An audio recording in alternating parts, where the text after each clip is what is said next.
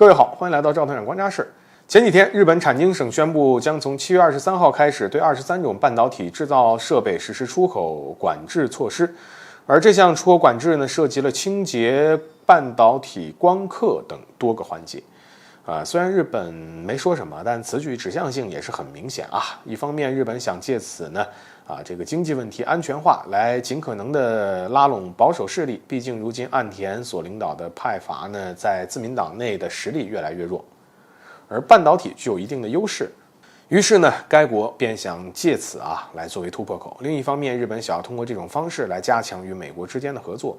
日本很清楚美国如今对中国的敌意，所以想要进一步的拉近与美国之间的关系站在中国对立面是最好的办法呀。而基于此呢，其实也能看出这段时间以来，岸田在美国反华战略上积极配合，不管是军事还是半导体领域，作为美国的忠实盟友，日本都表示非常的好。当然这是站在美国的角度上，但是如果站在中国的角度上，那我国只会觉得日本有点愚蠢。美国也在试图从半导体领域对付中国其实其目的就是为了制衡中国经济实力的发展。但日本跟美国不一样的是，美国再怎么作死那也是全球第一大国，而日本至少就目前而言，仅仅是一个空有大国梦的国家。美国惹怒了中国该国虽然会受伤，但不会危及生命。可如果日本惹怒了中国，不仅会受伤，还有可能会危及生命。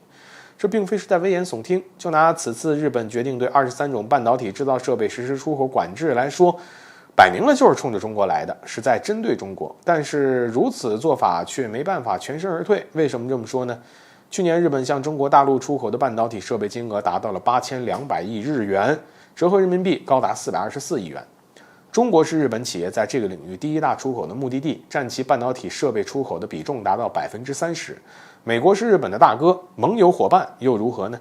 单单是这个金额就差不多是等于日本出口到美国的2倍。美国再支持日本会在这方面超过中国吗？什么盟友伙伴？那不过是危急时刻需要日本冲在第一线的假话罢了。所以我们还是那句话，在中美博弈当中日本它就是一个棋子，在美国需要日本的时候，日本就是香饽饽。怎么说美国都会赞同，但一旦不需要你日本了，那日本就是一个弃子，没有丝毫的作用，甚至是摆在那儿都觉得碍眼。而日本也必须承认，这是事实。俄乌冲突就是一个例子。在俄乌冲突爆发之前，美国有曾把乌克兰当回事吗？即便是冲突爆发之后，美国需要利用乌克兰对付俄罗斯该国也没有对乌克兰好到哪儿去，最多那就是频繁地对乌克兰提供军援，但也是因为想要俄乌战争继续下去而已。再者呢，俄乌冲突的背景之下那些紧跟在美国身后来支持乌克兰的欧洲国家，你又过得怎么样呢？